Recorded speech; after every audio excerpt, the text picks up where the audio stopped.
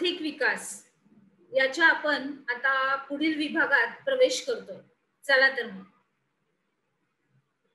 तर आता मनमोहन सिंग यांनी ठोस पावलं काय उचलली आपलं आर्थिक बळ, आपलं आर्थिक संपूर्ण व्यवस्था व्यवस्थित होण्यासाठी.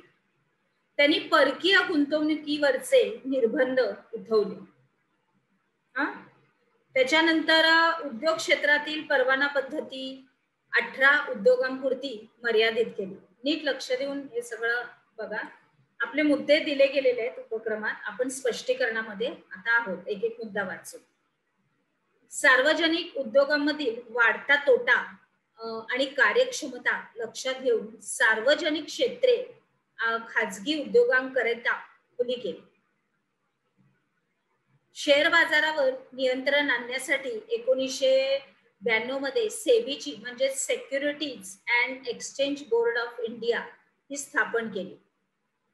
नॅशनल स्टॉक एक्सचेंजेस संगणकीकरण करण्यात आले. संगणकीकरण म्हणजे कम्प्युटराइज्ड त्यांनी ते केले. त्याच्यानंतर मंदीचं सावट दूर करण्यास प्राधान्य दिलं. डॉक्टर मनमोहन सिंग यांच्या पहिल्या अर्थ मंत्रीपदाच्या कारकिर्दीत भारतातील परकीय गुंतवणूक ही अशा रीतीने वाढली गेली. बघितलं कसा बदल घडवण्यात आलेला आहे. भारताने बँक ऑफ इंग्लंड मध्ये गहाण ठेवलेलं सोनं आपल्या भारतात परत आणलं. अतिशय चांगली गोष्ट. आपलं सोनं होतं ते आपल्या देशाचं, ते परत आणलं. देशातील भांडवलदार वर्ग व मध्यम वर्गाचा पाठिंबा हा सरकारला मिळाला. ह्याच्यामुळं सरकारनं दूरसंचार क्षेत्र खुलं केल्यामुळं मोबाईल म्हणजेच भ्रमणध्वनी हा फोन सेवा देशाभर पसरली. संपूर्ण देशामध्ये मोबाईल फोन सेवा ही पसरली. डॉक्टर मनमोहन सिंग यांनी जागतिक व्यापार संघटनेच्या करारावर सही करून खाजगीकरण, उदारीकरण, जागतिकीकरण यास सुरुवात केली. लक्षात आलं आता इथपर्यंत. वर्ल्ड ट्रेड ऑर्गनायझेशन जागतिक व्यापार संघटना भारताने 1995 मध्ये वर्ल्ड ट्रेड ऑर्गनायझेशनचे म्हणजे WTO हे सदस्यत्व स्वीकारलं. म्हणजे आता आपण विकासाच्या दृष्टीने अगदी ठोस पाऊल घेतलं. कारण ह्या संघटनेचा उद्देश काय होता बघा. आता देशादेशामधील व्यापार खुला करायचा आहे. आंतरराष्ट्रीय मुक्त व्यापाराला अडथळा आणणारं आणि भेदाभेद करणारे कायदे, निर्बंध, नियम व धोरणं संपुष्टात आणायची. त्याच्यानंतर जगभरातील व्यापाराचे रीतसर बहुपक्षीय असं यंत्रणेच्या माध्यमातून नियमन करायचं.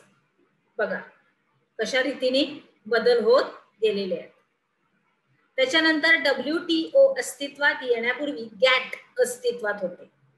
तर general agreement on tariffs and trade ही संघटना आंतरराष्ट्रीय स्तरावर कार्यरत होती.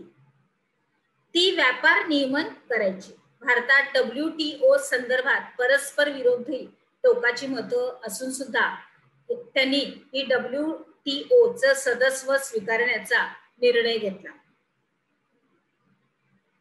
जागतिक व्यापार संघटनेच्या तरतुदी म्हणजेच अनुदान, आयात निर्यात, परकीय गुंतवणूक, संरक्षित अशी क्षेत्र आपली शेती, तंत्रज्ञान आणि सेवा यांच्याशी संबंधित आहे. आता ह्या संघटनेचा जेव्हा भारत सदस्य झाला, त्याला भारत जोडला गेला, त्यापासून वीज, पाणी, वाहतूक, शिक्षण, आरोग्य या क्षेत्रांचं झपाट्याने काय झालं, व्यापारीकरण झालं. काय झालं, व्यापारीकरण झालं. आपण सदस्य झालो. त्याच्यामुळे जागतिक व्यापार संघटनेच्या वेगवेगळ्या अहवालानुसार दारिद्र्य रेषेखालची जी लोकसंख्येत घट, बालमृत्यूमध्ये घट, पिण्याचं पाणी, सांडपाणी या बाबतच्या सुखसुविधा उपलब्धतेमध्ये आल्या. अशा विविध सुधारणा आपल्या भारत देशाने आपल्यामध्ये केल्या. आता या जागतिक व्यापार संघटनेच्या मार्गावर भारतानं पुढं काय केलं बघा. दक्षिण आशियाई प्राधान्य व्यापार करार म्हणजे साऊथ एशिया प्रेफरेन्शियल ट्रेड एग्रीमेंट हा केला. भारतानं सार्क देशाकरिता विविध वस्तूंच्या आयातीवरील निर्बंध हे उठवून टाकले. आयात शुल्कात सवलत देऊन टाकली.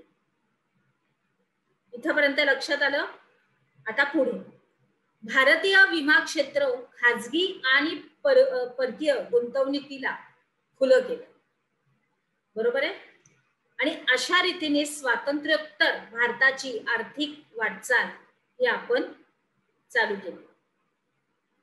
लक्षात आलं इथपर्यंत कशी आपली वाटचाल झालेली आहे, कोणत्या कोणत्या समस्यांना, कोणत्या कोणत्या अडचणींना आपल्या भारत देशाने तोंड दिलेलं आहे.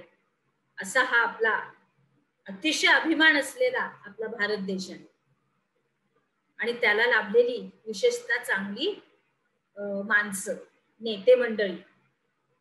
तर आता ह्या छोट्याशा फिती आहेत, आपण बघूया काय काय लिहिलंय. तुम्हाला थोडस वेगळेपण. प्रधानमंत्री इंदिरा गांधी यांनी 19 जुलै 1969 रोजी 14 बँकेचं राष्ट्रीयकरण केलं. यामध्ये Allahabad bank, bank of Baroda, bank of India, bank of Maharashtra, Canara bank, central bank of India, Dena bank, Indian bank, Indian overseas bank, Punjab national bank, त्याच्यानंतर syndicate bank, united bank of India, त्याच्यानंतर युनियन बँक ऑफ इंडिया, या 14 बँकेचा समावेश होता. आणि 1980 मध्ये आणखीन 6 बँकेचं राष्ट्रीयकरण करण्यात आलं. त्याच्यानंतर दुसरं आहे की एक कामगारांबद्दल आपले आहे की महात्मा ज्योतिराव फुले यांचे सहकारी नारायण मेघाजी लोखंडे. कोण? महात्मा ज्योतिराव फुले यांचे सहकारी नारायण मेघाजी लोखंडे यांच्या प्रयत्नामुळे 1 जानेवारी 1982 पासून गिरणी कामगारांना आठवड्यातून 1 दिवस म्हणजे रविवारी सुट्टी देण्यात यावी असा निर्णय झाला. त्याच्यानंतर सांस्कृतिक दृष्ट्याही लोकनाट्य, लोककला, लोकसाहित्य या क्षेत्रात कामगार वर्गाने मोठं योगदान दिलेलं आहे. अण्णाभाऊ साठे, त्याच्यानंतर शाहीर अमर शेख, शाहीर साबळे इत्यादी अनेक लोकशाहीर प्रबोधनकारी कार्यक्रमामुळे लोकप्रिय होते. नारायण सुर्वे, नामदेव ढसाळ इत्यादी कवींनी श्रमिकांचे वास्तव दर्शन आपल्या कवितांद्वारे केलेलं आहे. या छोट्याशा फिती आपल्या लक्षात ठेवण्यासारख्या आहेत. विद्यार्थी मित्रांनो, या जरूर तुम्ही लक्षात ठेवा. आता आपण काय शिकलो? डॉक्टर मनमोहन सिंग यांच्या पहिल्या अर्थमंत्री पदाच्या कारकिर्दीत भारतातील परकीय गुंतवणूक वाढली याचं कारण सांगा. वर्ल्ड ट्रेड ऑर्गनायझेशन या संघटनेचा उद्देश काय होता? जागतिक व्यापार संघटनेच्या तरतुदी कशाशी संबंधित आहेत? जागतिक व्यापार संघटनेच्या वेगवेगळ्या अहवालानुसार भारताने कशामध्ये सुधारणा केली? चला तर मग आता आपण आपल्या पुढील विभागात जाऊया.